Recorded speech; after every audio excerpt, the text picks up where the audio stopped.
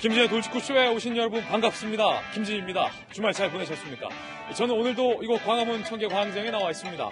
하늘은 정말이지 파랗고 흰 구름은 기분 좋게 두둥실 떠 있습니다. 기분 좋은 선선한 바람마저 불고 있습니다. 꼭 이곳이 강원도에 와 있는 것 같은 월요일 아침입니다. 이 좋은 날씨 만끽하시길 바라겠습니다. 한국 축구 준우승 아쉽지만 그래도 잘 싸웠습니다. 선수들이 귀국을 했습니다. 금이 환향했습니다. 잠시 후에 28세 남자 축구 중에서는 최연소로 골든볼을 받은 이강인 선수의 소감도 잠시 후에 따끈따끈한 영상으로 한번 전해드리겠습니다. 그동안 정말 잘 싸웠습니다. 그런가 하면 남편을 잔인한 방법으로 살해하고 시신까지 유기한 이 고유정에 드러나지 않은 잔인한 전말들이 또 속속 주말 사이에 드러났습니다. 잠시 후에 이 충격적인 소식과 함께 전해드리겠습니다. 저는 비가 오나 눈이 오나 매일 아침 이곳에서 여러분을 기다리겠습니다. 김재 돌직구쇼 지금 라이브로 시작합니다. 잠깐만요.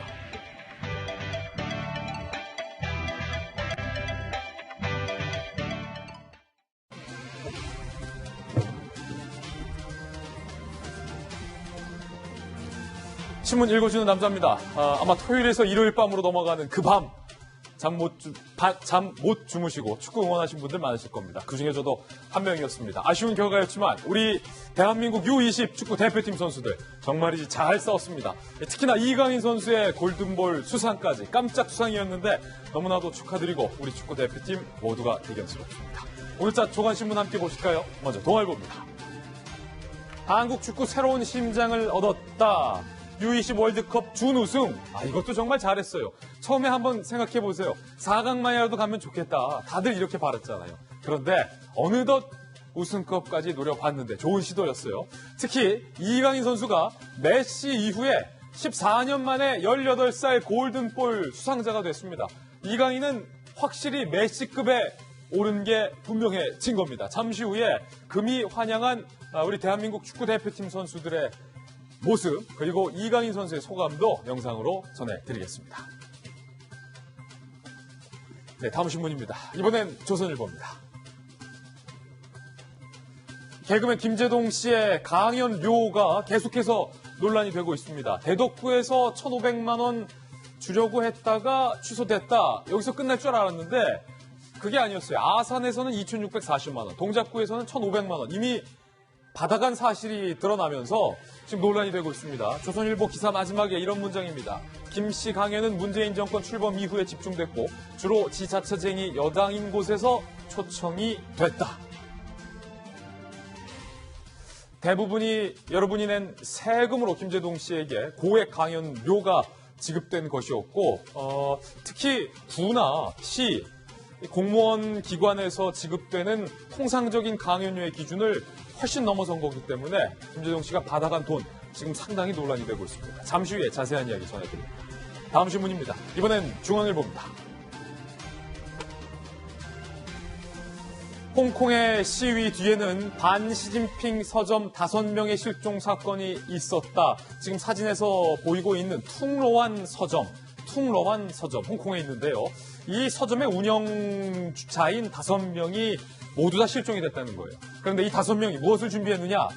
시진핑과 6 여인이라는 시진핑의 스캔들을 다룬 책을 출판 준비 중이었는데 이 5명이 감쪽같이 사라졌다는 겁니다. 홍콩 시민들은 그때의 그 일을 기억하고 있다는 겁니다. 범죄인 인도법이 통과되면 쥐도새도 모르게 중국 체제에 반대하는 인사들을 잡아갈 수 있다는 두려움과 공포가 홍콩 시민들을 사로잡고 있는데요. 특히나 주말에는요, 이 홍콩 시민들이 검은색 우산을 들고 이 노래를 불러서 전 세계 언론의 주목을 받았습니다. 영상으로 만나보시죠.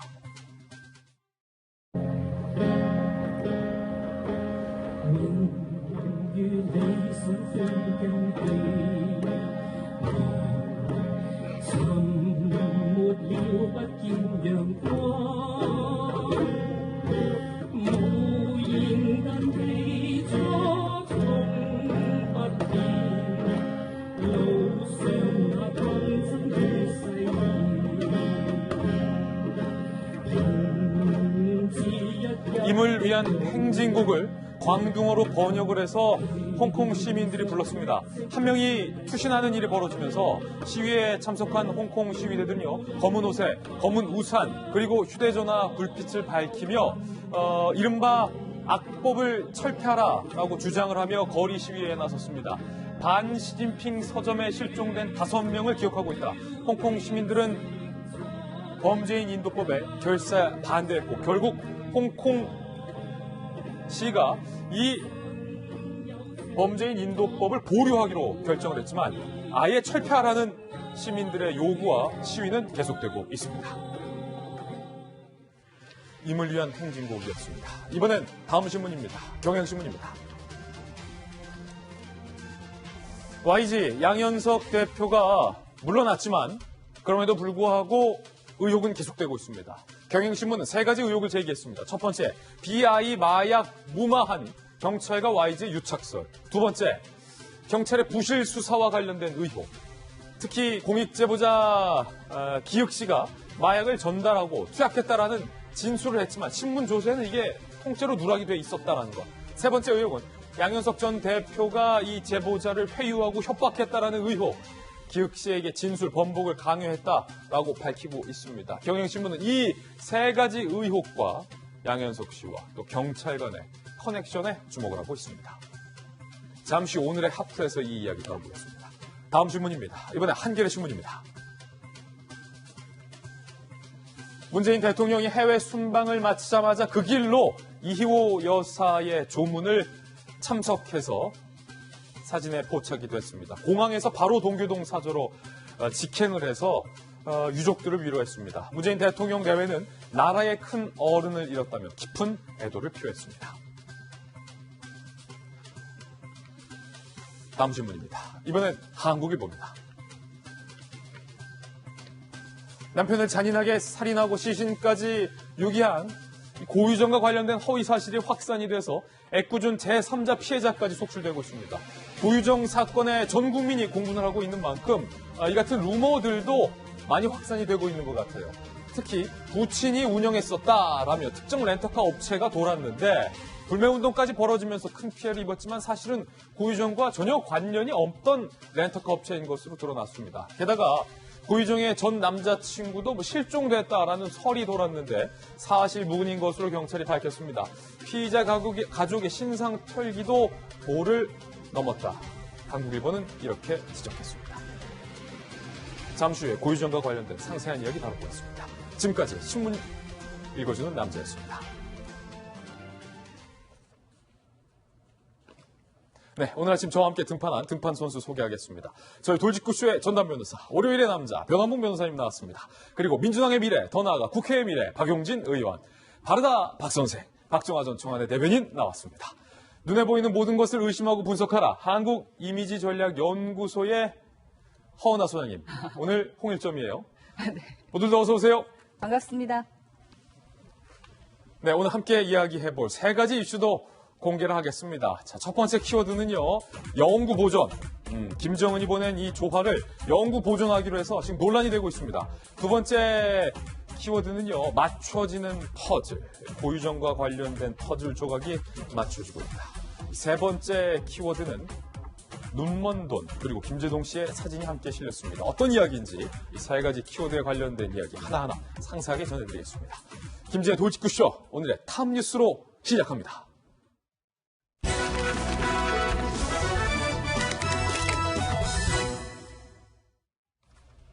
네, 탑뉴스 주제부터 공개하겠습니다. 바로 이겁니다.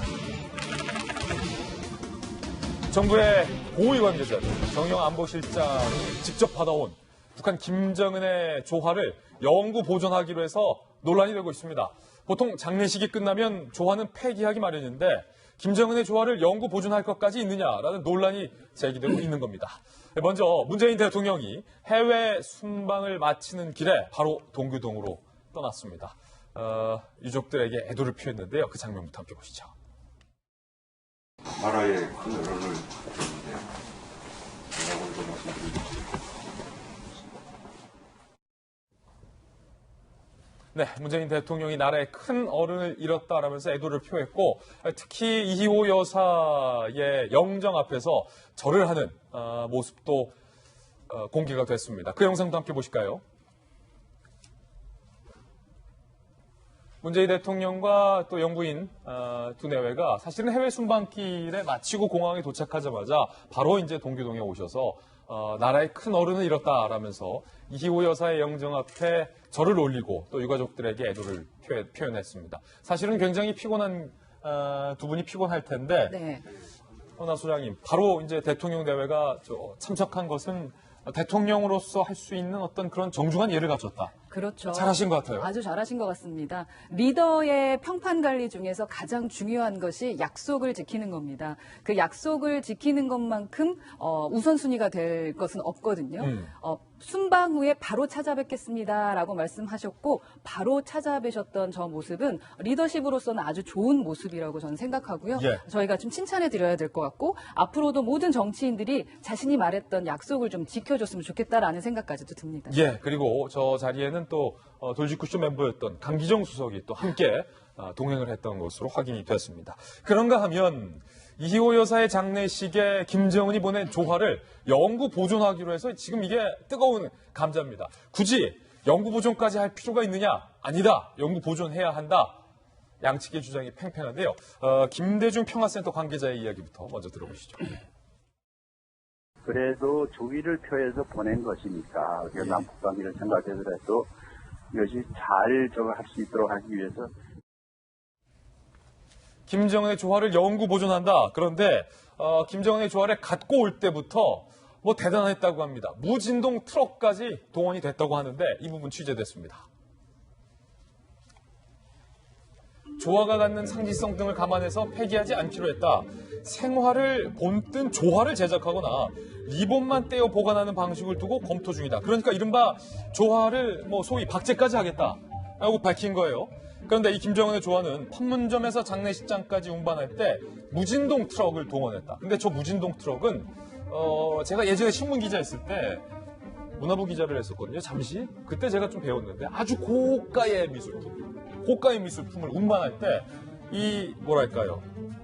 물감 한 점 혹은 이 도자기의 한 점 한 톨 틀어질까봐 굉장히 특수 장치예요. 미술품만 전담으로 운반하는 팀이 있고 거기서 쓰는 무진동 트럭. 그러니까 이 언덕을 트럭이 지나가도 전혀 미술품에는 진동이 전달되지 않는 굉장히 고가입니다. 운송비도 비싼데 전문 장비고 지금 보이는 이건데 이게 이 미술품도 아니고 예술품도 아니고 피카소도 아니고 굳이 김정은이 보낸 조화를 저렇게 무진동 트럭까지 동원할 필요가 있느냐. 보통 조화는 오토바이에 실어서 배달을 많이 하잖아요. 오토바이에 실어도 됐을 텐데 무진동 트럭을 동원하고 이제는 영구 보존까지 하기로 밝히면서 지금 논란이 되고 있는데요. 일단 네티즌들 사이에 찬성 반대 의견도 저희들이 한번 취재를 해봤습니다. 지금 무진동 트럭에서 김정은의 조화가 실려 있다가 경호원들이 지금 아주 조심조심 관계자들이 조심조심 내리는 모습까지 확인할 수 있습니다. 네티즌들의 여론입니다. 일단은 비판적인 여론은 경악스럽다. 북한 최고 존엄의 권위가 대한민국에까지 미치는 거냐. 북한의 시대착오적 우상화에 우리까지 맞장구 붙일 필요가 있느냐. 적장의 꽃이 그렇게 영광스럽냐라는 반응. 그리고 생물은 순리대로 처리해야지 뭐하는 짓인가. 김정은도 웃겠다. 부끄러운 줄 알아야 된다. 생활을 보튼 조화까지 지금 제작하겠다는 얘기가 전해지면서 이런 반응. 전사자 가족들 앞에 적의 수장 사진을 걸어놓질 않나. 가관이다. 어디까지 가나 보자. 그런가 하면 옹호의 입장도 좀 취재가 됐습니다. 김정은이 보낸 조화 폐기는 불경한 짓이며 북에선 상상도 못할 일이다. 영구 보존 결정은 잘한 일이다. 그리고 이것 또한 역사의 한 부분 보존해야 할 가치가 충분하다. 남북관계 호전을 위해서 그 상징성을 감안한다면 필요한 일이다. 라는 반응들이 나왔습니다. 일단은 박정환 대변인. 영구 보존도 영구 보존인데 오토바이에 실는 건 좀 과하다 했는데 무진동 트럭까지는 좀 너무 저거 한 거 아닌가. 말씀하신 것처럼 무진동 트럭이라는 게 몇백억, 몇천억 가는 그 고가의 미술품들 조금이라도 흔들리면 안 되는 거, 그거 움직일 때 쓰잖아요. 최근에 우리나라도 고가 미술품들 들어와서 이제 전시가 많이 돼서 저 무진동 차량이 좀 국민들이 인식이 되고 알고 있는 거지. 옛날 한 뭐 10여 년, 20년 전에는 무진동 차량이 있는지도 잘 모르고 그런 시절이 있었어요. 예. 근데 좀 전에 우리 네티즌들 그 비판적인 목소리 쭉 얘기했지만 사실은 김정은 위원장의 조화가 전날 갑자기 뭐 그러니까 조문단이 오니 많이 이런 논란이 있을 때 조문단과 관계없이 그냥 판문점에서 이렇게 전달하겠다라는 일방적인 통보에 의해서 우리 보이는 것처럼 정의용 장관급 안보실장까지 좀 올라가서 좀 받아온 거 아니에요? 이런 거부터 해서 그때도 좀 논란이 있었는데 받아오고 그걸 무진동 차량이 옮기고 그리고 지금은 현재 그 김대중 대통령 김대중 도서관 지하에 있는 수장고가 있는데 거기 좀 보관 중이라는데 뭐 조화 전달된 고인에 대해서 위로하기 위해서 전달된 조화의 처리에 대해서 뭐 유가족들이 알아서 하는 부분을 저희가 뭐라고 할 일은 아닙니다만은 사실은 이게 지금 두 번째 일이에요. 예. 그전에 김대중 대통령이 돌아가셨을 때 김정은 위원장이 붙인 김정일 위원장이 보낸 조화도 아직 김대중 도서관 수장고에 저런 식으로 해서 그러니까 특수화학 처리해서 연구 보존되고 있다고 그렇군요. 합니다. 그러니까 이번에 이제 김정은 위원장이 보내준 조화까지 같이 처리가 돼서 보존이 된다면 김대중 대통령 그다음에 이호 여사한테 보냈던 김정일, 김정은 두 부자의 조화가 이제 대한민국에 연구 보존되는 상황이죠. 그러니까 뭐 글쎄요 판단은 국민 여러분들이 해야겠지만 요즘에는 사실은 영상 기술이 굉장히 많이 발달돼 있잖아요. 그러니까 네. 사진을 찍어도 되고 동영상을 찍어도 되고 하는데 굳이 저렇게까지 화학 처리해서 보존해야 되느냐라는 일부 비판에 대해서도 일리 있는 비판이라고 느껴져요. 제가 2005년도에 고려 항공을 타고 그냥 평양을 넘어간 적이 있어요. 예. 그때 노동신문이죠. 이렇게 딱 노동신문이 있어가지고 앞에 딱 보고 했는데 그 친구들은 보통 일면에 당시도 이제 김정일 위원장일 텐데 일면에 사진을 딱 박아놓죠. 여러 사람 이렇게 찍은 격려하는 예. 사진. 그래서 제가 훑어보고 난 다음에 그거를 고의 접어 노동신문을 고의 접어서. 이렇게 딱 앞에 놔뒀어요. 그랬더니 그걸 보고 승무원이 흥분해가지고 어떻게 수령님의 사진을 이렇게 반으로 접었냐. 접을 수 있느냐라는 얘기를 하더라고요. 그래서 당시 남쪽에 청와대 춘추관장이면 다냐? 그때는 제가 인천시 공무원으로 있었어요. 인천시 공무원 있을 때. 이거 보면서 정말 이게 그냥 소리만 듣던 거였는데 예. 진짜 이렇게 하는구나라고 하면 그 승무원이 항의하는 얼굴을 보니까 진짜예요. 그냥 흉내 내려고 하는 게 아니라 진짜로 진심으로 화가 났다. 항의를 하더라고요. 그래서 야, 이 수령의 우상화라는 게 이렇게 예. 대단하고 심각하구나라는 걸 느꼈어요. 근데 여정 중에 중간에 이제 소위 말하는 묘양상 박물관을 가잖아요. 거기 갔더니 김정일뿐만 아니라 우리 김일성 이 위원장이 시신까지도 거긴 다 연구 보존돼 있어 모든 게 다 보존돼 있더라고요. 그래서 여기가 이 김일성 일가의 우상화를 위한 그런 산 실체구나라는 걸 느꼈는데 글쎄요 뭐 유족들이 판단하고 그다음에 일부 비판도 있고 일부 찬성하는 분들도 있습니다만 과연 저렇게까지 보존해서 가야 될 일인가라는 생각에는 조금 고민해 보아야 될 대목이 있지 않나 싶은 생각이 들고요.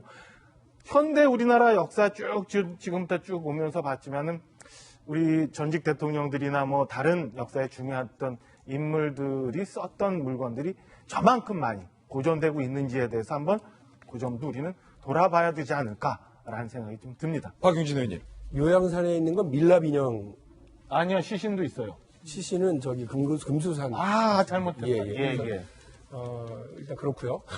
그리고 아까 오토바이 얘기하셨는데 대한민국에서는 주로 오토바이로 운반을 하지요. 그리고 주로 그것은 재활용이 됩니다. 네. 여기에서 이 리본만 떼고 이렇게 재활용되는 걸 너도 알고 나도 알고 다 아는. 끝나면 싹 다시. 네, 그렇습니다. 예.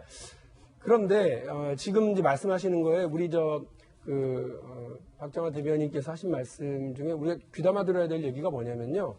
이게 이제 대한민국 정부가 이렇게 하겠다는 게 아니고요. 이 조화를 받은 유가족 측 그리고 김대중 도서관 측에서 여러 가지 의미로 우리가 한번 그렇게 보관을 계속 할란다라고 하는 거니까 우리가 뭐 감나라 대추나라 할 문제는 아니라고 생각합니다. 예. 한반도 새로운 국면을 열어냈던 김대중 대통령과 이희호 여사의 이희호 선생님의 어떤 상을 장해서 북에서 정권 차원에서 이렇게 보내온 신의와 신뢰와 존경의 뜻을 어떻게 처리할지는 그 유가족들이 알아서 하실 문제라고 하는 것은 분명한 것 같습니다. 그래서 저 이 고민을 하길래 저는 사실 이걸 처음 알았어요. 이렇게 조화를 영구 보존하고 있다. 그리고 앞으로도 그렇게 할 거다라고 하는 거는 사실 처음 알았는데 그 미국에서는 뭐를 보냈나 하는 생각 갑자기 들더라고요. 우리 김대중 대통령 재임 기간에 미국 대통령들과의 관계도 돈독했었는데 미국에서는 뭐를 보냈나 이런 생각도 잠깐 들었고요. 정 안 되면 처리가 곤란하거나 북에서 반발하거나 이걸 뭐 폐기하거나 이랬을 때 그럴 것 같으면 그냥 우리가 잘 썼다 고맙다 이제 그리고 다 끝났으니까 돌려보낸다라고 돌려보낼 수도 있을 텐데 그렇지 않고 영구 보존하는 형식으로 여러 가지 의미를 둬서 하겠다면 유가족의 뜻과 김대중 도서관 측의 그 어떤 취지를 잘 이해하고 받아주는 것도 나름대로 의미가 있을 거라고 생각을 하고 있겠습니다. 예, 첫 번째 소식, 문재인 대통령의 동기동을 찾은 소식과 또 김정은 조화의 논란까지 전해드렸습니다. 이번엔 저희가 준비한 두 번째 뉴스를 소개합니다. 바로 이겁니다. 고유정이 친아들의 성까지 바꿔 불렀던 사실이 확인됐습니다. 그러니까 고유정은 전 남편과의 사이에서 얻은 이 아들과 관련해서 전 남편의 성조차도 완전히 지워버리고 싶었던 것 같습니다. 고유정과 관련된 오늘 좀 상세한 이야기를 전해드리기 위해서 한 분의 초대 손님을 오늘 모셨습니다. 대한민국 최고의 범죄 심리 전문가 경기대학교의 이수정 교수님 모셨습니다. 어서 오세요. 자, 고유정이 친아들의 성을 전 남편의 성으로 부르지 않고 현 남편의 성으로 바꿔 부른 대목부터 바로 확인을 해보시죠. 지난달 18일 범행 일주일 전이에요. 고유정이 친아들 A군과 제주도의 이 놀이방, 키즈카페라고 하잖아요. 놀이방을 방문했어요. 방문 기록을 쓰게 돼 있는데 거기에 친아들의 성을 A가 아닌 B로 기록을 했다라는 거예요. 그래서 저희 취재 기자들이 전 남편과의 아들이기 때문에 전 남편의 성을 따라야 되는데 현 남편의 성으로 기록이 돼 있어서 저희가 재차 확인을 해봤는데 확인 결과 현 남편의 성으로 돼 있다. 그런데 법적으로 현 남편의 성으로 바꾼 것도 아닌 것으로 지금 드러나서 본인이 임의대로 성을 바꿔서 기록을 해 놨다라는 사실이 확인이 됐습니다. 이수정 교수님, 네. 이 부분을 우리가 어떻게 받아들여야 되나요? 그래서 이게 이제 범행의 일주일 전이라는 데 문제가 있는 걸로 보입니다. 네. 그러니까 범행 이후라면 이럴 수도 있을 것 같긴 한데 이제 아이의 성씨를 바꾸려면 일단 친부에게 동의를 받아야 되지 않습니까? 그런데 동의도 받지 않은 채 자기 마음대로 그것도 이제 그냥 알아보러 간 곳입니다. 여기가 무슨 굉장히 중요 시설이 아니라 일단 한번 알아보자 하고 놀이방을 갔는데 거기다가 이제 누구의 엄마 이런 식으로 아이 이름을 기록을 해야 되잖아요. 그런데 자기 마음대로 동의도 없이 그리고는 심지어는 재판 중에 결국은 아이의 면접 교섭권이 친부에게 넘어갔음에도 불구하고 그때는 이제 재판 결과를 아는 때입니다. 그럼에도 불구하고 저렇게 성씨를 현재 남편의 성씨로 바꿔 적었다는 것은 고유정의 정신세계 안에는 이 아이가 전 남편의 아이가 아니라 현재 남편의 아이이기를 원하는 그런 아주 강력한 희망사항이 반영됐다 이렇게 볼 수밖에 없을 것 같습니다. 예, 범행 동기와 관련돼서 경찰에서 이런 얘기를 했잖아요. 전 남편이 아닌 현 남편과의 어떤 가정생활을 고유정이 지나치게 집착을 해서 죽인 전 남편을 일종의 반인물로 여겼다. 이것도 어떤 그 연장선상이라고 볼 수 있습니까? 그거보다도 지금 이제 아이와 연관된 것이 어쩌면 더 주요한 동기였을 수도 있겠다. 왜냐하면 이게 그냥 단순히 남편을 사랑해서라고 보긴 좀 어려운 측면이 있고요. 내 피부치를 내 맘대로 하겠다. 그렇기 때문에 나랑 같이 사는 사람이 애비지. 결국은 그 전에 나한테 아무것도 해준 적이 없는 그 사람에게 아이를 넘겨줄 수는 없다. 이런 식의 이제 아주 절박한 심정을 갖고 있었던 건 아닌지. 그렇다면 예컨대 지금 현재의 남편과의 아름다운 생활을 꿈꾸기 위해서 전 남편을 장애물로 여겼다기보다는 내 피부치를 뺏기기 싫다는 게 정말 주요한 동기가 됐을지도 모르겠죠. 예, 현 남편의 성으로 아이의 이름을 바꿔 불렀던 고유정. 지금부터는 고유정과 현 남편 사이의 일을 먼저 전해드리겠습니다. 고유정의 현 남편이 언론과 인터뷰를 했습니다. 고유정의 현 남편이에요. 제주지검에 고유정에 대해서 소송을 한 인물이기도 하죠. 아이를 데려온 지 이틀 만에 아이를 잃은 아빠이기도 합니다. 각자 아들 둘 데려와 같이 살 것을 약속했다라고 얘기를 했어요. 그러니까 고유정은 전 남편 사이에서 얻은 아들을 데려오고 이분은 본인의 친아들이죠. 데려와서 각자 넷이서 살 것을 약속했지만 고유정이 그 약속을 계속 미뤘다. 두 아들 유치원까지 내가 2월에 미리 등록해놨었다라고 이야기를 합니다. 그러면서 약속 날짜 직전에 고유정이 재차 미루면서, 그러니까 아이들을 다 데려오기로 한 날짜 직전에 내 아들만 먼저 집에 왔다. 그리고 사흘 만에 병을 당했다. 그러면서요. 발견 당시 아이는 엎드린 상태였고 각혈처럼 얼굴 주변에 혈흔이 묻어 있었다. 깨어났을 때 내 다리가 아이 배 위에 있었다는 보도는 오보다 라고 현 남편이 뭔가 좀 답답한 심경에 언론에 토론을 했는데, 변한봉 변호사님, 지금 뭐랄까요, 유의미한 진술들이 지금 상당히 몇 개 좀 나왔어요. 네.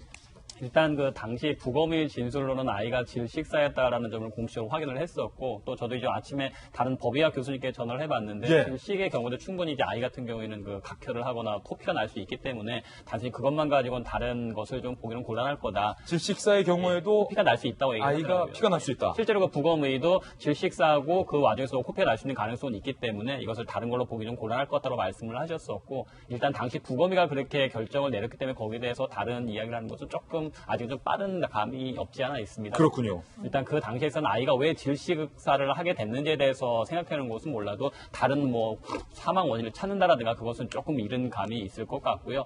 고유정 같은 경우는 그 자신의 전 남편과의 사이 아이에 대한 집착이 상당히 좀 강했던 것 같아요. 근데 이제 그 아까 이제 앞서 말했던 것 중에 성을 바꾸는 것에 대해서 많은 의미를 부여하셨었는데, 그러니까 사실 저 같은 경우도 이제 그 성을 바꾸는 소송을 많이 하거든요. 그래요? 이제 우리 이수영 교수님 말씀하셨던 것처럼 그 친부의 동의가 절대적으로 필요합니다. 근데 그거 말고도 이제 여러 증거가 필요한데 그 중에 이제 변호사로서 주로 내는 많은 증거들 중에 하나가 이 아이가 A씨 성이지만 그래도 사회생활을 이미 B로 하고 있었다. 그러니까 학적부라든가 생활기록부에만 공식적인 성이 있을 뿐이지 유치원이라든가 학원에서 개인적인 관계에서는 너는 A 환부가 아니라 B 환부로 부르고 있다. 그런 식의 자료를 많이 가져오라고 한다라고 요청을 많이 합니다. 그러니까 이제 아마 그런 상황에서도 자신의 아이를 끝내는 B로 바꾸기 위해서 뭐 놀이방의 기록이라든가 여러 가지 기록에서는 의도적으로 B로 했을 가능성도 많이 있고요. 그러니까 이제 고유정 사건에서는 이제 언론에서 관심이 많은 건 좋긴 하지만 이제 지나치게 많이 추측을 하게 될 경우는 오히려 사건의 실체가 더 가려질 수 있기 때문에 일단은 제공된 사실을 기준으로 해서 조금 냉정하게 접근하는 것이 낫지 않을까. 그것이 범행 동기를 분석하는 데 있어서 조금 더 유리하지 않을까 싶은 생각이 좀 드네요. 그렇다면 고유정이 의붓 아들이 사망한 날 과연 어떤 반응을 전후로 보였는가, 이게 좀 중요할 것 같아요. 고유정이 의붓 아들이 사망한 날, 그러니까 질식사로 죽은 날 당일에 이런 글을 인터넷에 올린 사실이 확인됐습니다. 지난 3월 2일이에요. 의붓 아들이 사망한 당일 0시 5분에 이런 글을 올립니다. 영유아, 초중고 자녀 두신 분들 많아서 두루 참여할 수 있는 프로그램, 특히 솜사탕, 애들이 너무 좋아해서 등을 이벤트로 넣어 참여하는 즐거운 소통의 장이 됐으면 좋겠다 하면서 웃음 표시까지 이벤트 제안하는 글을 올렸다는 겁니다. 허나 수장님, 네. 이게 아이들과 함께 사는 것을 계속 미뤄왔다는 고유정이 올린 글인데 공교롭게도 또 의붓 아들이 사망한 날 올린 글이에요. 너무나 기가 막혀가지고 진짜 말문을 열 수가 없는 부분인 것 같아요. 고유정의 끔찍하고 잔혹한 그 심리가 진짜 궁금한 시점입니다. 의붓 아들이 죽은 날 소통한 그 인터넷 커뮤니티의 답글인데요. 입주한 1주년 그 행사를 하기로 한 겁니다. 그래서 그 온라인 커뮤니티에서 아이디어를 좀 내달라라는 공모를 했어요. 문화행사라던가 흡연, 층간소음 관련한 표어를 공모하겠다라고 했는데 거기에 고유정이 댓글을 단 거예요. 3월 2일 5분에 댓글을 달았는데 아파트의 영유아, 저기 보시는 것처럼 저러한 이야기의 글을 남긴 겁니다. 그러면서도 이벤트식에 뭔가 소통이 될 수 있으려면 솜사탕, 뭐 이런 이벤트를 하는 게 좋겠다. 우리 아이들도 너무 좋아한다. 라는 식으로 글을 남긴 겁니다. 어떻게 저럴 수 있을까? 그날 바로 의붓 아들이 죽었다라는 거예요. 의붓 아들이 죽었는데 지금 이벤트에 대한 아이디어를 내고 서로 소통하는 즐거운 소통의 장이 될 수 있도록 뭐 바자회도 꼭 열렸으면 좋겠고, 이러한 것은 아이들이 너무 좋아한다. 일반인들은 정말 이해할 수 없는 행동이라서 이수영 교수님한테 진짜 바로 여쭤봐야 되는 상황이 아닌가라는 생각까지 듭니다. 네. 이 교수님, 이 심리를 어떻게 봐야 될까요? 지금 저희가 앞서 CCTV에서 전 남편을 살해한 후에 고유정이 환하게 웃는 장면들도 많이 봤지만 아이와 같이 살기로 말은 약속했는데 계속 미루다가 아이가 의붓아들이죠. 공교롭게 사망한 당일에 인터넷에 이런 카페에 글을 올렸다라는 것을 어떻게 받아들여야 될까요? 글쎄, 뭐, 이런 이제 그 글을 올릴 당시에 아이의 사망을 알고 있는 상태에서 올렸느냐, 아니면 모르는 상태로 예컨대 지금 12시 넘어서, 밤 12시 넘어서 이 글을 먼저 올린 이후에 그날 새벽에 아이의 사망을 알게 됐느냐, 이거 굉장히 개연성은 중요해 보입니다. 아이가. 그래서 만약에 저런 글을 올렸다 하면 만약에 모르는 상태로 올렸으면은 뭐 진짜 아이를 키울 예정이니까 아이한테 좋은 일들을 많은 이벤트를 만들어주고 싶다는 모성의 이제 발현이라고 볼 수도 있겠지만 만약 그게 아니고 아이가 죽은 상태에서 죽은 것을 아는 상태에서 저 글을 올렸다면 이건 굉장히 심각한 어떤 알리바이를 입증하기 위한 뭐 그런 종류의 이제 책임 회피성 글이다 이렇게 볼 수밖에 없겠죠. 예. 그렇기 때문에 이게 3월 2일이라는 데서 문제가 있습니다. 이 부분을 좀 더 경찰이 의혹을 밝히는데 좀 입증에 노력을 해야 될 것 같고요. 물론 뭐 지금 시간이 차이가 있기 때문에 뭐 상당 부분 고유정에게 유리한 글이 될 수도 있습니다. 네. 오히려? 네. 박윤진 의원. 네, 이수정 교수님 말씀 들으면서 지금 확인을 해보면 3월 2일 0시 5분, 이거 10시간 뒤에 아이가 사망한 채로 이제 발견이 된 거니까요. 따져보면 저 때는 만일에 고유정에 의해서 아이가 그런 변을 당한 것이 아니라면 아이가 그런 변을 당하지 그런 상태에 있는 걸 모른 채로 저 글을 썼을 가능성이 많고요. 다만 이제 한 가지 의심스러운 건 경찰에 진술을 할 때 남편과 따로 잤다. 이유는 며칠 전부터 감기 기운 때문에 감기약을 먹고 뭐 이러면서 따로 잤다고 했는데 보통 사람들 감기약을 먹거나 이렇게 하면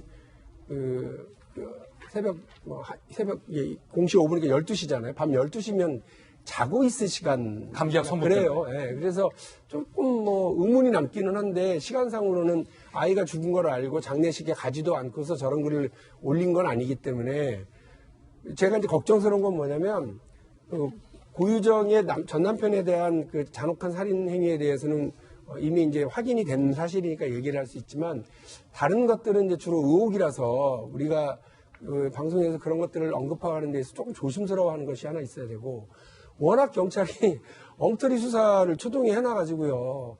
아니 인천에 있는 무슨 매립지인가 무슨 재활용 공장인가 거기 가가지고 중요한 증거물을 발견한 것처럼 얘기하고 브리핑 때도 이게 근데 뭐 자 500도 600도에서 다 소각을 했기 때문에 이게 뭐 DNA가 남아 있을까요? 이런 얘기까지 해가면서 국민들한테 이렇게 얘기를 해놓고서는 나중에 알고 보니까 동물뼈였다면서요. 동물뼈로 밝혀졌어요. 그러니까 경찰이 이러면 안 된다니까요.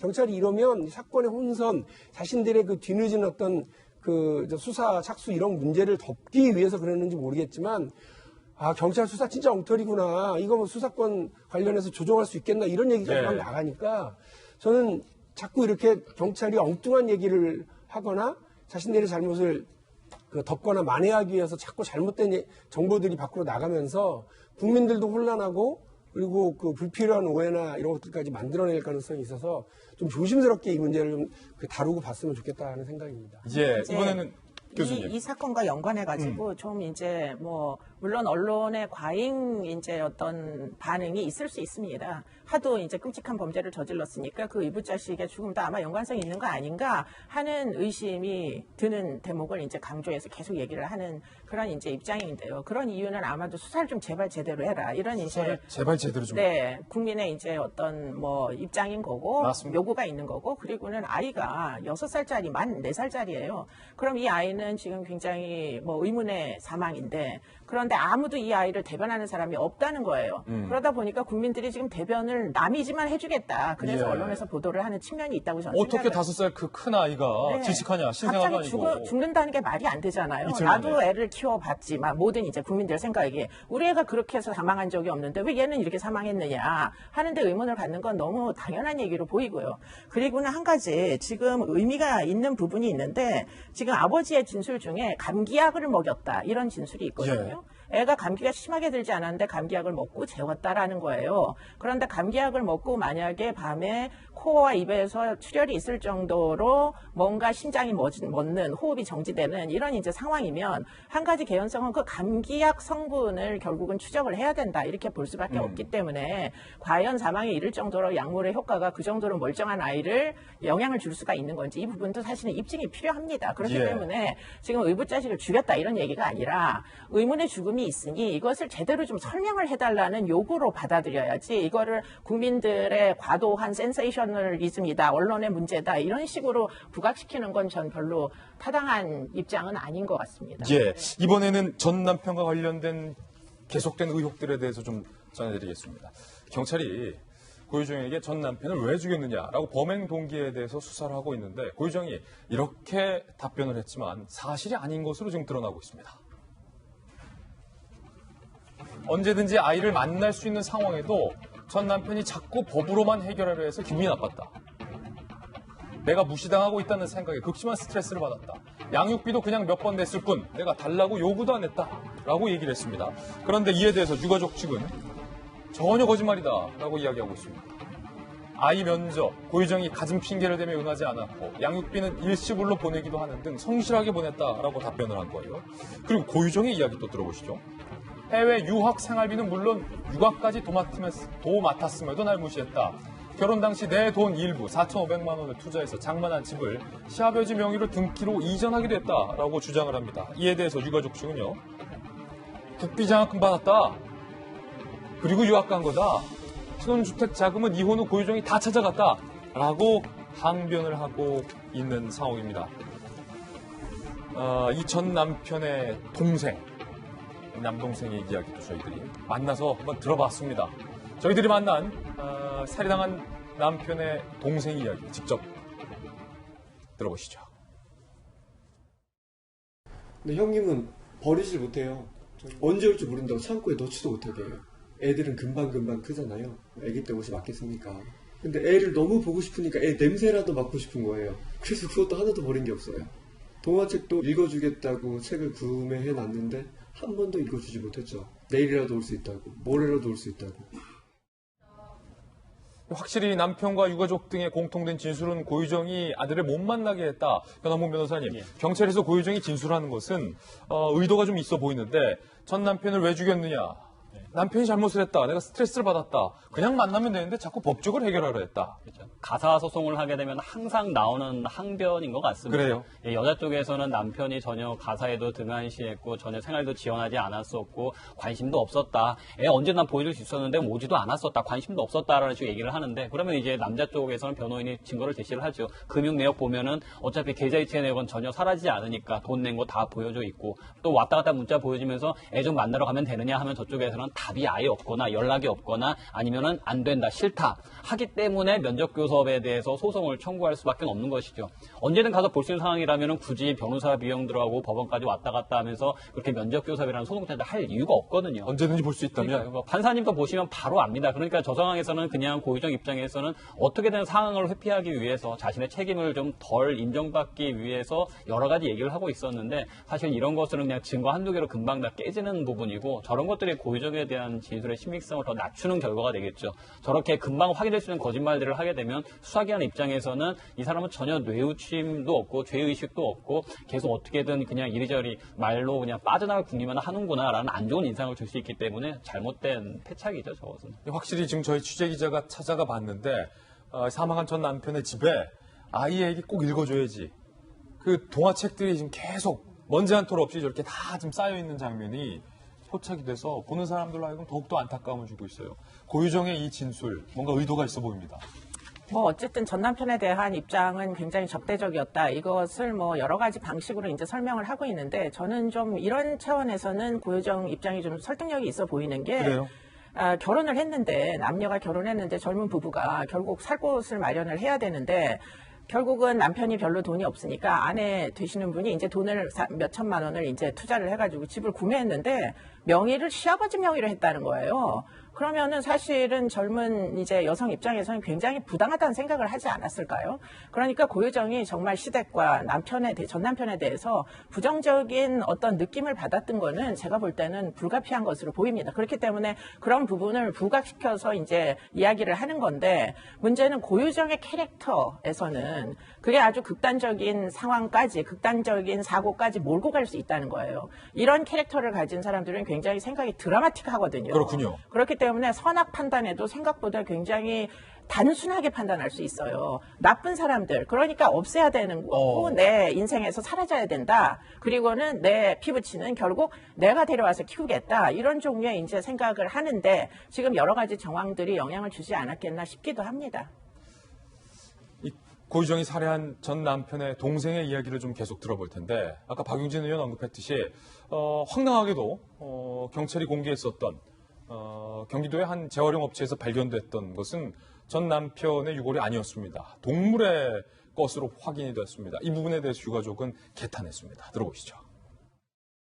이번에 결과가 나왔다고 들었습니다. 형이 아니라고 하더라고요. 정말 하늘이 무너지는 기분이었죠. 정말 비참하긴 한데 그게 정말 형이었으면 했거든요. 이번에 다행히 전단지가 나와가지고 전국에 배포가 됐다고 들었습니다. 혹시라도 그런 추정 물체가 발견되시면 꼭 경찰에 신고해 주셔서 저희 가족 좀 숨 쉴 수 있게, 한이라도 풀 수 있게 좀 도와주셨으면 정말 좋겠습니다. 간곡히 부탁드리고 싶어요. 아니, 얼마나 황당한 일입니까, 박정화 대변인. 지금 변사체를 찾습니다라는 전단지까지 뿌리고 있는 건데, 아까 박용진 의원 잠깐 언급했지만, 아니 도대체 우리 경찰이 초동수사, 블랙박스도 확인 안 하고 해당 시체에 혈흔이 묻어 있었던 차도 그냥 그토록 방치해 놓더니 이제는 유가족들이 제발 변사체 좀 찾아달라. 이 사실은 우리 같은 동양 문화에서 좀 장례를 치려면 뭔가 좀 있어야 되잖아요. 우리 안타깝지만 아직도 단유공항에서 확인되지 않은 시신들이 덜어 남아 있는데, 일단 뭔가가 좀 다만 얼마간이라도 있어야 이게 장례를 치를 수 있는데, 동생이 얘기하는 것처럼 그래야 한이라도 풀 수 있는데 라고 하는데 가슴이 찡합니다. 근데 경찰이 이제 와서 뭐 제주 동부경찰 서장 명의로 해가지고 뭐 변사체를 찾습니다. 현상금 500만 원을 걸고 뭐 이랬는데, 말씀하신 것처럼 참 답답한 일이에요. 애초에 경찰이 최초 사건이 발생이 되고 신고가 되고 하는 상황에서 초동수사를 제대로 했다면 저 시신 뭐 훼손이 됐더라도 시신 제주 항에서 배 타고 넘어가기 전에 확인할 수도 있었고요.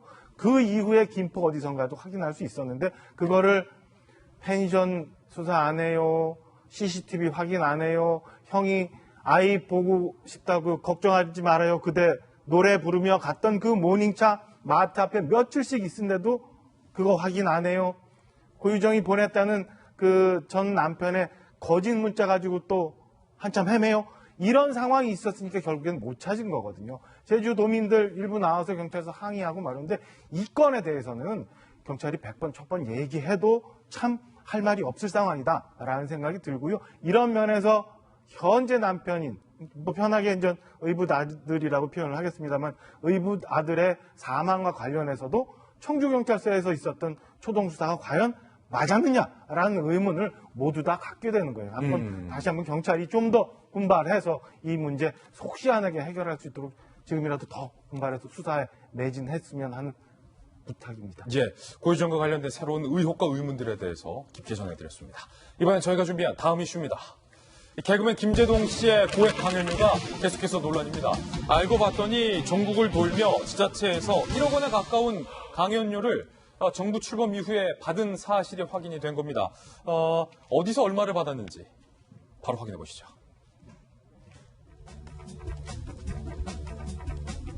지자체별로 오늘 조사가 돼서 조선신문에 보도가 되고 있는데, 전국구 고액 강연, 먼저 충남 아산 2017년 4월 그리고 11월 2,700만 원, 총 210분 강의를 해서 2,700만 원. 그러면 분당 얼마입니까? 이야, 분당 거의 뭐 100만 원이에요? 대단하죠. 분당 100만 원. 충남 논산에서 2017년 9월 2,620만 원, 2014년 총 180분. 분당 단가가 여기서 더 올라가죠. 서울 동작구에서 2017년 12월에 100분 강의에 1,500만 원을 받았습니다. 그리고요, 2018년 11월 경북 예천에서 1,500만 원, 90분 강의. 경기 기인포에서 2017년 11월에 90분 강의 1,300만 원, 도합 9,620만 원을 이게 다 사실 세금이죠. 아산, 논산, 동작구, 예천, 김포에서 1억 원에 가까운 강의비를 받은 것으로 확인이 돼서 지금 이게 뜨겁게 논란이 되고 있습니다. 한국당의 충남 도당에서는 이런 성명서를 냈습니다. 아산에서 2,700만 원 받은 것과 관련해서 당시 시장이었던 복기왕 청와대 정무비서관, 현 정무비서관이죠. 복기왕 비서관. 친여권 방송인의 시민 혈세 돈잔치 강연에 대해서 해명하고 사죄하라라는 입장문을 냈고요. 바른미래당에서도 입장을 냈습니다. 김제동이라는 사람이 가져다준 위선이 놀랍다. 현 정부와 그의 공생관계는 누가 봐도 자명하고 분명하다라고 입장을 냈습니다. 사실은 강사 경력 20년에 허은하 소장님, 이게 사실은 뭐 기업에서나 뭐 어디 딴 같이 이렇게 좀 슬퍼 보이세요. 저렇게까지 많이 받는 분들이 계시다는 걸 알게 돼서 강사료를 더 올려야 되나라는 생각이 갑자기 드는데요. 아니 기업에서는 충분히 올리셔도 되는데 네. 여기가 다 보면은 뭐 어디예요? 아까 공무원 아산, 논산, 동작, 예천, 김포 이게 다 저 세금이잖아요. 아니, 저는 배신감이 느끼는 게 이런 곳에서 저희한테 더 끔찍하게 구시거든요. 그러니까 얼마 받았어요, 솔직히 예. 이 중에서? 아주 말씀 못 드리겠습니다. 저희가 영업 비밀을 자꾸 영업 조금 더 이렇게 해주시긴 했는데 대부분은 단위가 다르다. 네, 단위가 다르고 예전에 장관급이 50만 원이었고 그 밑에 이게 쪽쪽쪽 내려갔었는데 2019년도엔 조금 변화해서 1시간에 이제 40만 원이고 현직 장관이 오더라도 1시간에 네. 이 구나 시에서는 40만 원밖에 안 그렇죠. 줍니다. 40만 원. 그 뒤에 이제 1시간이 보태지면 15만 원이니까 20만 원씩 올라가요. 그러니까 40, 40이 아니라 조금씩 줄어드는 거죠. 왜냐하면 8시간, 뭐 10시간 강의를 할 수도 있는 건데 시간당 이제 1,500만 원씩 받게 되면은 그것만 하면 될 거. 단위가 다르네요. 거기 이제 가이드라인이 40만 원인데 저기는 2,700만 원 이렇게 가니까. 네, 그래서 저희한테는 예. 이제 그걸 정확하게 보여주시면서 요런 게 있으니까 조금만 배려해 주셨으면 좋겠다 이게 해서. 어떤 규정이다. 그렇죠. 그래서 저희도 이제 기업체 가는 것보다는 확실히 이렇게 줄여서 가는 게 기본 관례입니다. 그리고 사실은 뭐 김제동 씨 같은 경우는 프리랜서니까 자신이 뭐 기준을 정해서 받아갈 수는 있을 것 같은데 조금 이제 저희 같은 사람들이 배신감을 느낀다라는 느낌은 뭐 김제동 씨에 대한 것도 있겠지만 그 관계부처에서 저희에게 지금 제가 20년 차인데 한 15년 이상 들었던 그 말씀들은 도대체 무엇이었을까라는 생각도 좀 많이 들고요. 또 이제 특강 강사로서 되게 오래 살아남기가 쉽지 않습니다. 근데 그 특강 강사가 꼭 지켜야 되는 것들이 있는데 그게 컨텐츠의 퀄리티 그리고 뭐 말의 전달력에 과 함께하는 뭐 인지력 같은 것도 있지만 인지도 같은 것도 있지만 가장 중요한 것은 이제 말의 무게라고 하는 그 평판 관리라는 것이 있어요. 그래서 예를 들어서 나를 좋아하는 인지도를 높이는데 뭐 내가 도움을 받았던 분들이 계시잖아요. 그리고 내가 했던 말들이 그래서 그분들이 힐링이 되고 되게 많은 도움을 받으셨어요. 그런데 그 모든 말이 혹여라도 가짜였다. 그리고 저분은 말씀은 저렇게 했는데 사는 것은 전혀 다르게 살더라라는 것을 느끼게 되면 그 강사 업계에서 이제 오래 살아남기가 어렵겠죠. 왜냐하면은 청중들을 좀 약간은 우롱한 것이 되기 때문에. 근데 뭐 김제동 씨가 그 정도까지라고는 말씀드리기는 뭐하겠지만 기본적으로 말씀하셨던 그 컨텐츠들을 많은 청중들이 저도 직접 들은 적이 있는데 청중들이 들으면서 힐링이 됐고 위로를 받으면서 참 말씀 잘하신다 하면서 이렇게 받아들였던 것들이 있는데 그것과는 사뭇 다르게 활동하고 계시는 것에도 조금은 좀 배신감을 느끼고 있는 것이 아닌가라는 개인적인 생각도 듭니다. 예, 이 중에서 이 동작구에서 김제동 씨가 100분 강의에 1,500만 원이 지급됐는데 같은 시기에 또 연사로 특강 연사로 초청된 분이 그 유명한 해민 스님. 들을 말씀 참 많잖아요. 해민 스님에게는 같은 시간에 얼마가 지급됐을까요? 동작구에서. 해민 스님 초청 강의는 300만 원 정도가 지급됐다. 동작구 관계자가 실명 보도하지 말라라고 요청을 하면서 특별히 기자에게 같은 시기 해민 스님한테는 300만 원 드렸는데 김제동 씨 강연료로 1,500만 원은 과도한 것을 보인다. 동작구 관계자도 스스로 인정을 하고 있는 부분이에요. 박정아 대변인. 해민 스님이 300인데 개그맨 김제동 씨의 강의가 5배 정도 더 뭐 들을 가치가 있었던 것으로 동작구에서 판단을 했던 걸까요? 그렇게밖에 해석할 수 없잖아요, 지금. 그런데 해민 스님 같은 동작구에서 있었던 강연료 300만 원. 좀 전에 허 소장님 말씀 주셨던 시중에 대충 이 여기 40. 나오는 것도 있잖아요. 거기에 비해서 뭐 1,500만 원, 2,600만 원 이것은 과도하다고밖에 볼 수 없는 상황인 것 같아요. 누가 뭐라고 하더라도. 그리고 뭐 강의원료뿐만 아니라 김재동 씨는 최근에 뭐 KBS에 나와서 회당 350만 원씩 해서 연간 출연료 하면 한 7억 정도 된다고 하더라고요. 이것도 결국에는 우리 시청료에서 나가는 거고, 좀 전에 쭉 거명됐던 동작, 논산, 아산, 김포, 예천 다 우리 세금에서 나가는 거잖아요. 제가 그 주말에 좀 뭐 다른 것 때문에 쭉 하다가 우연히 이 기사에 대한 댓글을 쭉 봤더니 이 댓글이 딱 눈에 띄어요. 하여튼 간에 세금 쓰는 데는 가히 천재다, 이런 글이 좀 있었어요. 뭐 제 얘기가 아니니까 네티즌 글이니까 소개를 해드립니다만, 이게 다 국민들이 낸 세금으로 이루어지는 것들인데 과연 누가 어떤 근거로 저렇게 판단을 했느냐에 대해서 한번 좀 따져볼 필요가 있다고 보여지고요. 지금까지 확인된 것만 9,600만 원이지 사실은 추가적으로 얼마가 더 나올지 잘 모르는 상황이잖아요. 한 가지만 말씀드리면 해민 스님은 기업에서는 훨씬 더 많이 받으십니다. 훨씬 더 많이 네, 훨씬 받는다. 더 많이 받는다. 그러니까 뭐 글쎄요. 그리고 일부 지자체에서는 이런 얘기도 해요. 여러 사람을 추천을 받았는데 김재동 씨가 제일 선호도가 높았다. 근데 그것도 사실 확인해보니까 아니더라고요. 그러니까 어떤 연유로 2017년 대선 이후에 김재동 씨가 이렇게 많이 지자체 강의가 많이 늘어났고 강연료가 높아졌는지, 특히나 또 여당 단체장들이 많은 지역에 이런 일이 있었는지에 대해서는 한번 좀 면면히 따져볼 필요가 있다고 생각됩니다. 아침에 기사를 보다 보니까 이제 김어준 씨가 여기저기서 얘기를 하더라고요. 김재동 씨의 시장 가치가 그런 거다. 시장 경제에서 정해지는 가치인데 왜 문제를 삼는지 이해가 안 간다라는 얘기를 하시더라고요. 근데 이제 과거 김재동 씨가 했던 얘기가 그런 게 있었죠. 국회의장의 망치와 목수의 망치가 왜 다른 가치를 가져야 되느냐. 보통 시장 가치가 맞기 때문에 저 정도 받아도 됩니다. 대학교 축제에서 걸그룹 아이돌이 오면 3천만 원씩 받고 노래 두세 곡 부르고 갑니다. 이의 제기하지 않습니다. 김재동 씨 정도 되는 네임밸류면 1,500 가는 거 맞긴 하겠죠. 근데 본인이 그동안 강조해 왔던 게 국회의장의 망치와 목수의 망치는 가치가 같아야 된다는 얘기를 해왔었다면 본인의 마이크도 그렇게 높은 가치를 주면 안 되겠죠. 지금 뭐 김영석 씨 같은 경우는 논산에서 강의를 하면서 지난 4월부터 12월까지 지역의 40명을 대상으로 대사 보컬을 강의했답니다. 9개월 동안이죠. 그리고 청소년 700 대상을 강했는데 다 무료로 했답니다. 논산시에서 나는 그거 없어도 음원식으로 충분히 먹고 사니까 이렇게 문화에 소외된 학생들에서 일을 하겠다. 본인의 가치를 스스로 낮게 평가한 것이 아니라 재능기부를 한 거죠. 재능기부 낮은 게 실비를 받으셔야 되는 건 맞는데 본인은 그거 없어도 된다. 김재동 씨도 본인이 여러 사람에게 힐링을 주고 여러 사람들에게 위로를 줬다고 한다면 이미 지금 공중파 출연료를 1년에 한 7억 정도 가져가시는데 이렇게 강의에서 많이 받으실 필요가 있느냐. 본인의 마이크 가치를 그렇게 높게 평가할 필요가 있느냐. 본인이 했던 국회의장의 망치와 목수의 망치의 가치가 뭐가 다른지 조금 납득이 안 가죠. 박유진 의원님. 저는 이 논의가 왜 김재동 씨에 대한 비난으로 흘러가고 있는지 잘 이해를 못하겠어요.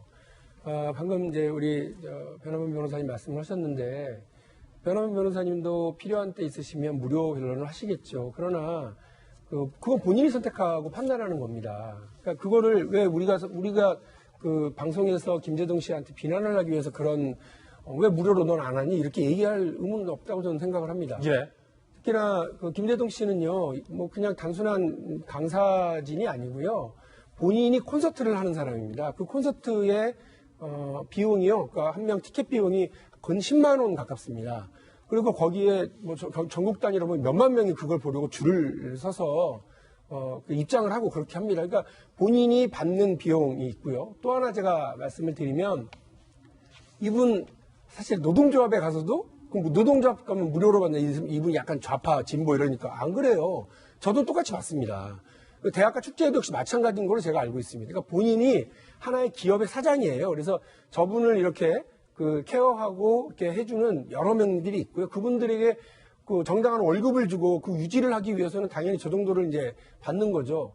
그럼 박용진 넌 많이 받느냐? 그렇지 않아요. 저는 김영란법이 있어서 전 30만 원 법적으로 딱 되게 돼 있습니다. 그러나 그건 제가 가서 제가 메시지를 전달하고 저의 가치를 전달하기 위해서 하는 거고 이분은 그냥 상업활동을 하고 있는 건데 이분 김재동 씨를 비난하게 해서는 안 된다는 말씀을 먼저 드리고 싶고요. 그리고 제가 알기로 김재동 씨 어깨동무라고 하는 사회 그 공익재단 만들어서 그 재단을 통해서 본인의 강연료라든지 혹은 벌어들이는 수익의 상당히 많은 부분을 지금 사회활동을 위해서 기부활동을 하고 있거든요. 그러니까 그런 부분들도 같이 봐주셨으면 좋겠다. 예. 하나요. 그 다음에 이거 세금으로 한다.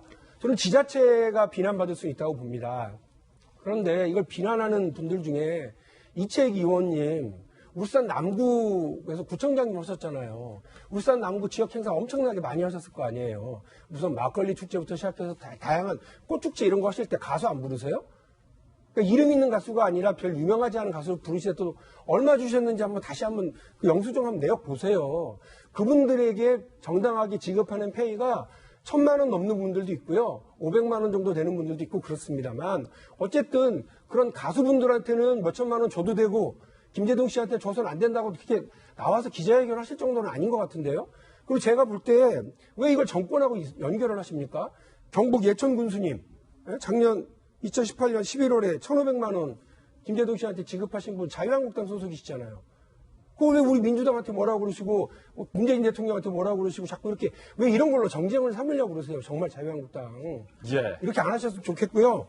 그래서 저는 김재동 씨는 김재동 씨의 나름대로의 자기 가치를 갖고 있는 거고 그리고 그것을 비난을 하려고 그런다면 지자체를 비난할 수 있지만 지자체 중에서도 뭐 이채익 전 부청장님 그리고 예천 군수님 이런 분들까지 이렇게 그러면 안 되는 것 아니냐라는 말씀을 드려서 이 논란의 균형을 좀 맞추고자 합니다. 예, 박윤진 의원의 반론도 감사합니다. 분명한 것은 김재동 씨가 현 정권 들어서부터 공주판부터 지자체의 강연까지 특히 다수의 친여권 지자체에서 많은 돈을 받아온 사실만큼은 분명한 것 같습니다. 이번엔 저희가 준비한 다음 순서입니다. 취재수첩 Y가 준비되어 있습니다. 오늘 과연 어떤 사건이 준비되어 있을까 저와 함께 이동하시죠.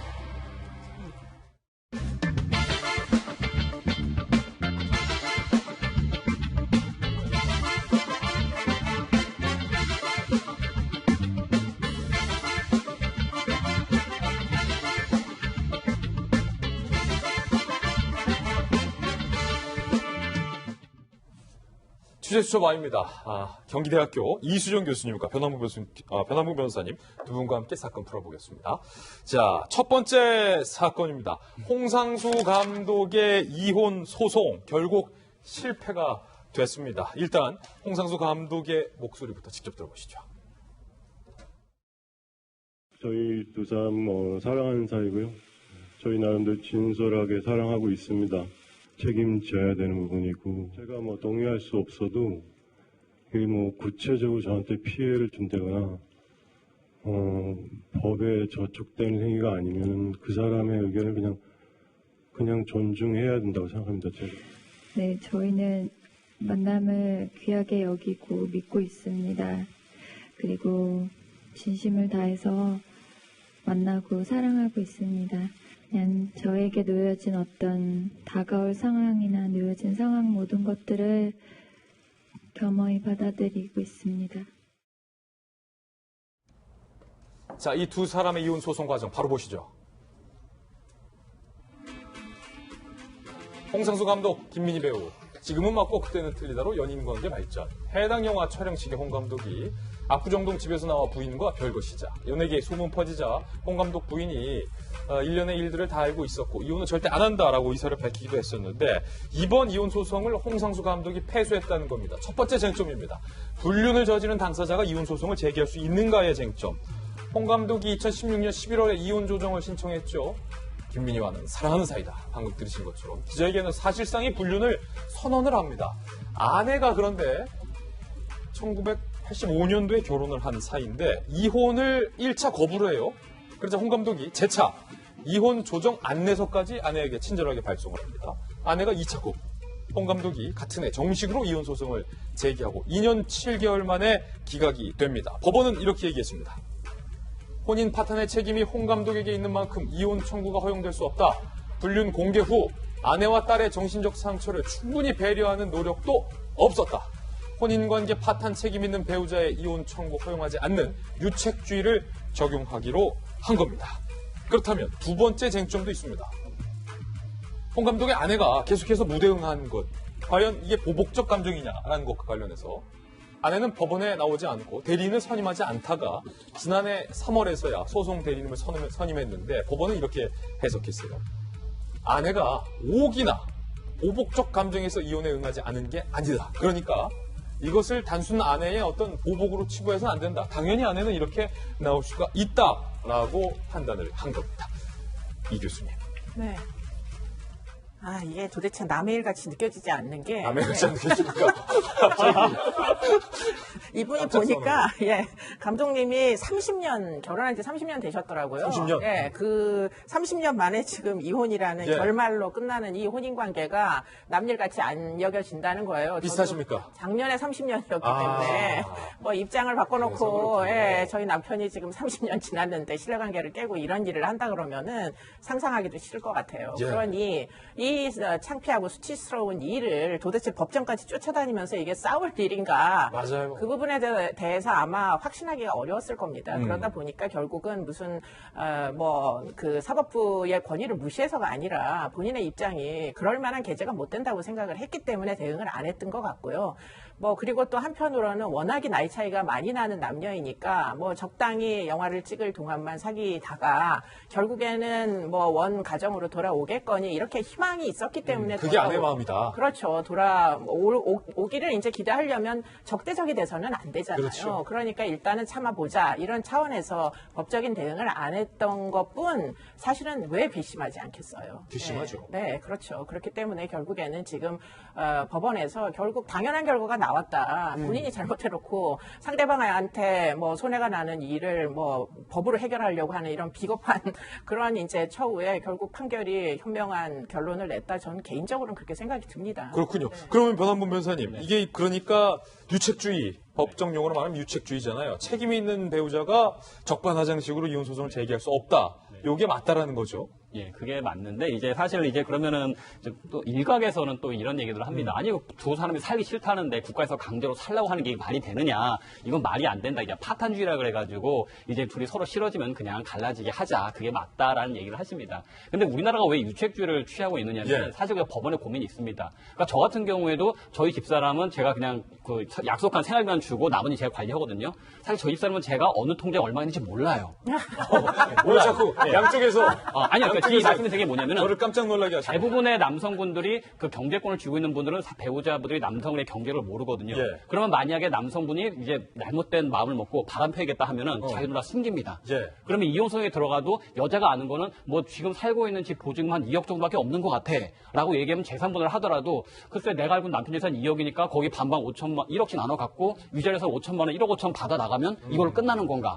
그러면 만약에 지금 이성도 지금 30년, 20년 사신 분들 같은 경우에 평생 남편만 보고 살아왔는데 이혼할 쯤 되니까 남편이 재산 이미 다 빼돌려놨고 예. 그다음 자기한테는 겨우 한 1억에서 1억 5천 받아 나가게 되고 노후 보장이 전혀 안 되죠. 그렇죠. 이런 걸 법적으로 축출 이혼이라고 하거든요. 남편이 나쁜 마음을 먹고 아니면 배우자가 나쁜 마음을 먹고 상대방의 재산을 자기가 다 이미 숨겨놓은 다음에 재산 분할 들어가가지고 그래 절반 반반 줄게. 위자료 우리나라 위자료 높지는 않아요. 미국 같은 경우는 몇십억 몇백억 나오는데 우리나라는 사람이 죽어도 8천만 원이 최한도거든요.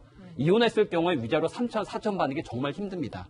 그러면은 그거 조금 주고 나서는 바람핀 사람은 돈 요만큼만 주고 내쫓아버리고 자기는 새로운 여자와 같이 부유하게 잘 살고 예. 말이 안 되잖아요. 말이 안 되죠. 그러니까 대부분의 경우에 이런 가정들이 8, 90%가 되기 때문에 법원에서는 유책주의로 갈 수밖에 없다라는 문제점이 있는 것이죠. 그러니까 물론 이제 부부간에 다 똑똑하고 서로 영등력이 있다고 한다면 상대방 재산 다 알고 거기서 법원이 위자료 몇십억씩 때리게 되면은 응징을 할 수가 있겠지만 현재 우리 법제에서는 응징할 수 있는 구도가 안 돼 있습니다. 그러니까 이런 것 때문에 법원에서 유책주의를 아직까지 인정할 수가 없다라는 고민이 있는 거지. 그렇군요. 싫다는데 같이 살아라. 이렇게 할 수 없다는 문제점이 있다는 거죠. 정말 명쾌하게 설명 잘해줬는데 오늘 집에 가서 괜찮겠어요? 큰일 났네요. 큰일 났어요. 너무 몰입했어. 아, 예, 그러게요. 아이고, 큰일 났어요, 여기는. 그렇네요. 한 가지 궁금한 건. 어쨌든 법원에서 이 두 사람은 법적으로 부적절한 만남이다. 김민희, 홍상수라는 것을 법적으로 인정한 셈이잖아요. 그럼 두 사람이 앞으로 뭐 만남을 계속 유지한다.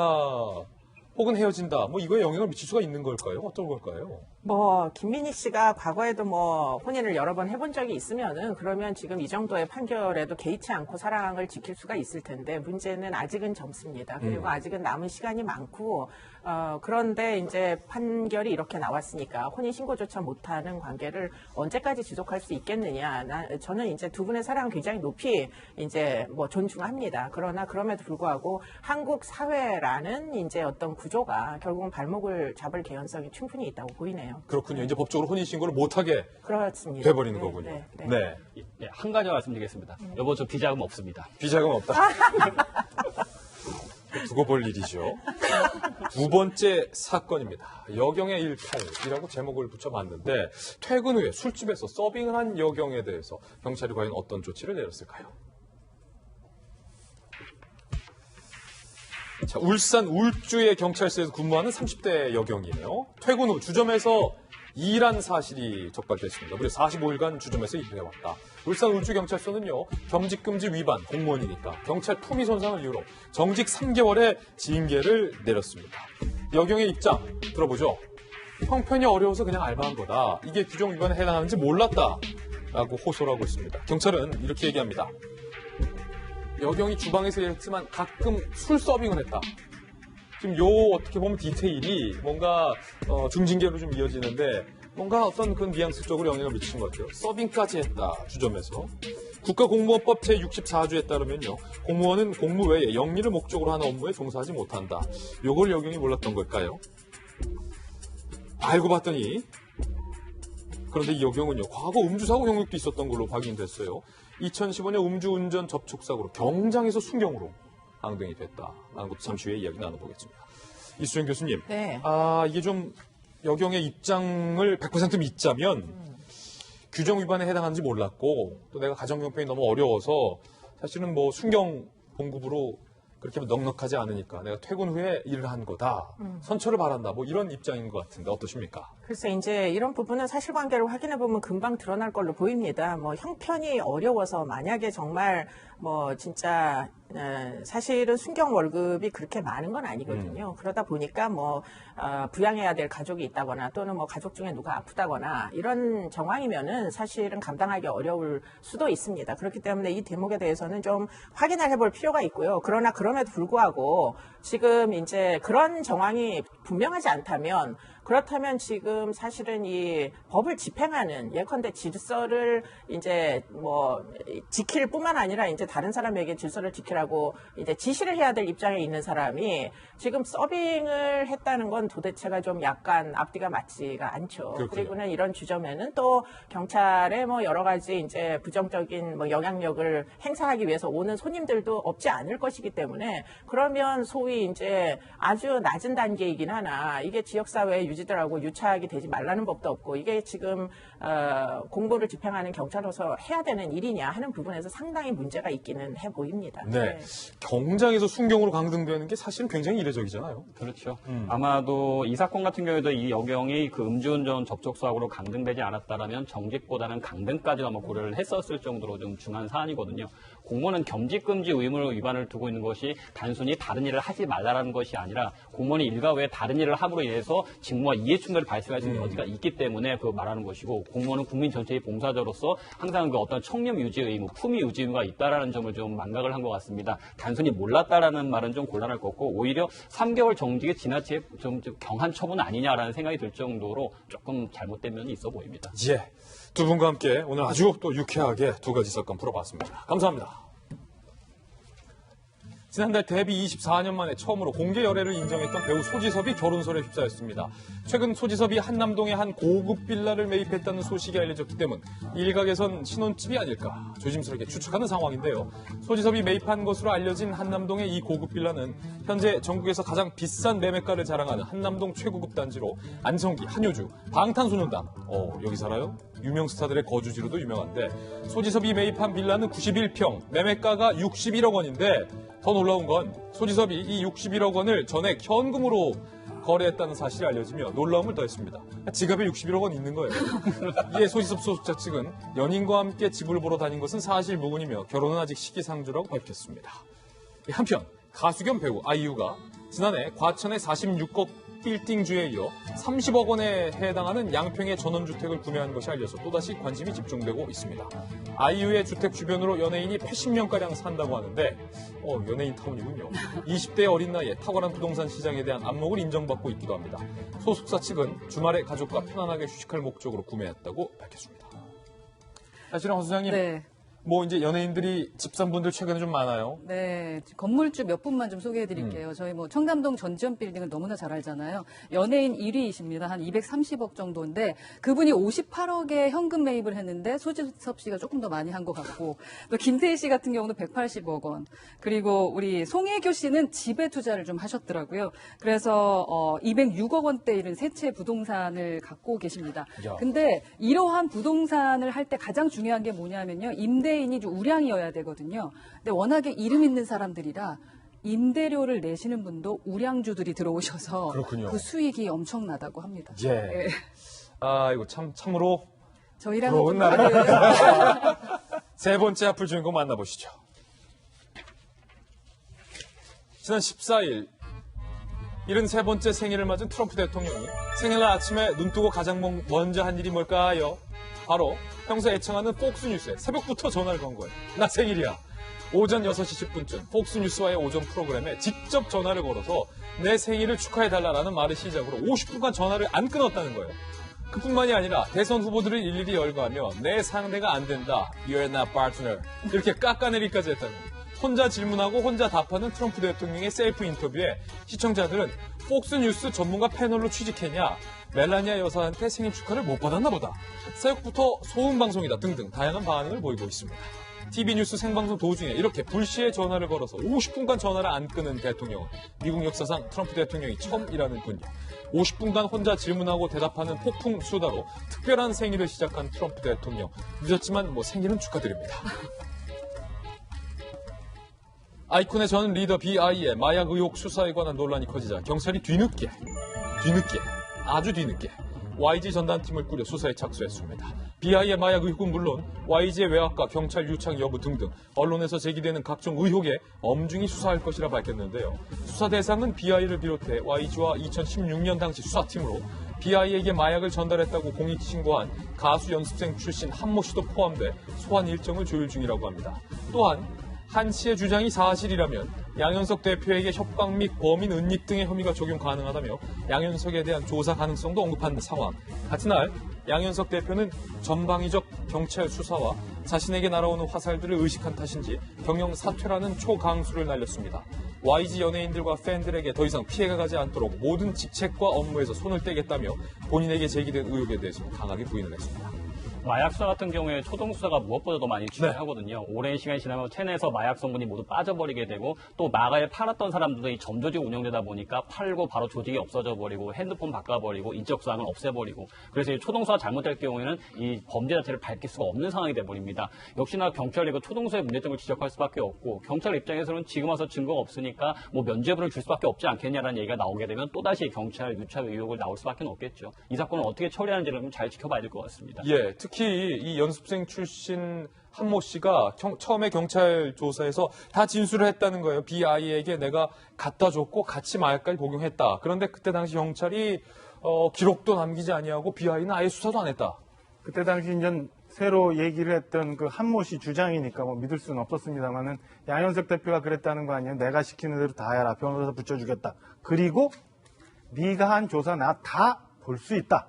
그러니까 그 가수 지망생 한모 씨 얼마나 떨렸겠어요. 3년이나 지난 사건이 새로운 루트를 통해서 이게 모르겠어요. 최근에 이런 패턴들이 생기는데 수사 다 끝났는데 권익위 통해서 알지 모르는 사람이 제보를 통해서 다시 이게 검찰로 나가서 재수다 나오고 이런 패턴이 좀 새로 생기고 있는데 연유야 어떻든 이 건을 통해서 지금 그 양현석 씨가 대표에 있는 YG에 있는 온갖 의혹들 우리 버닝썬 사건 때도 등장했었죠. 그 이외 일부 언론에서 성매수 얘기까지 또 나왔었죠. 근데 하나도 조사가 안 되다가 지금 제가 좀 전에 얘기했던 것은 이상한 권익위를 통한 새로운 제보를 통해서 재수사가 진행된다는 것도 조금 의아한데 어찌됐건 경찰이 수사를 얼마나 어떻게 해서 명명백백하게 밝혀내느냐가 관건인 것 같고요. 자꾸 이런 일이 생기다 보면 경찰 계속 국민들로부터 신뢰 잃을 수밖에 없는 상황 아닌가라는 생각이 듭니다. 예, 저희는 60초 광고 후에 힐링 뉴스로 돌아오겠습니다. 잠시 후 저와 함께 힐링하시죠. 현장에서도 희망의 새싹은 피어나기 마련입니다. 인간의 의지만 있다면, 사람의 희망만 있다면 재건은 가능합니다. 오늘 힐링 뉴스의 주인공 만나보시죠. 화재로 다시 저 현장에서 미사가 열릴 수 있을까 생각했던 게 엊그제 같은데 프랑스 파리의 노트르담 대 성당에서 화재 2달 만에 처음으로 미사가 집행이 됐습니다. 우리 신부님들이 안전모를 쓰고 미사를 드리고 있는 장면이 공개가 돼서 지금 전 세계인들의 주목을 받고 있습니다. 물론 일반 신도들은 저곳에 갈 수 없었지만 TV로 이렇게 인터넷으로 함께 신부님들과 함께 미사를 드리는 마음, 크리스찬이든 크리스찬이 아니든 이 노트르담 대성당이 복구돼서 저곳에서 다시 미사가 올려지기를 바라는 마음은 아마 다 한 마음일 것 같습니다. 아직 공사는 초반이고 언제 일반인들에게 공개가 될지도 장담할 수 없습니다만 미사를 집전한 미셸 오트피 대주교는 이렇게 얘기했습니다. 분명하고 단순한 건 이곳은 예배하는 장소며 그것이 이곳의 유일한 목적이다 라고 소감을 밝혔습니다. 첨탑이 붕괴하고 지붕 대부분이 무너져서 노트람 대성당은 현재도 매일 150여 명의 노동자가 구조물을 안정하는 작업 등 복구 공사를 벌이고 있습니다. 저도 얼마 전 파리 연수 때 저 노트르담 대성당에 가서 기독교인이지만 같이 미사를 드리고 예배를 드렸는데 얼른 빨리 복구되기를 좀 바라보겠습니다. 월요일 아침 저희가 준비된 소식 모두 전해드렸습니다. 저희는 내일 아침에 풍성한 소식으로 인사드리겠습니다. 오늘 하루는 분명 어제보다 나을 겁니다. 좋은 하루 되십시오. 고맙습니다.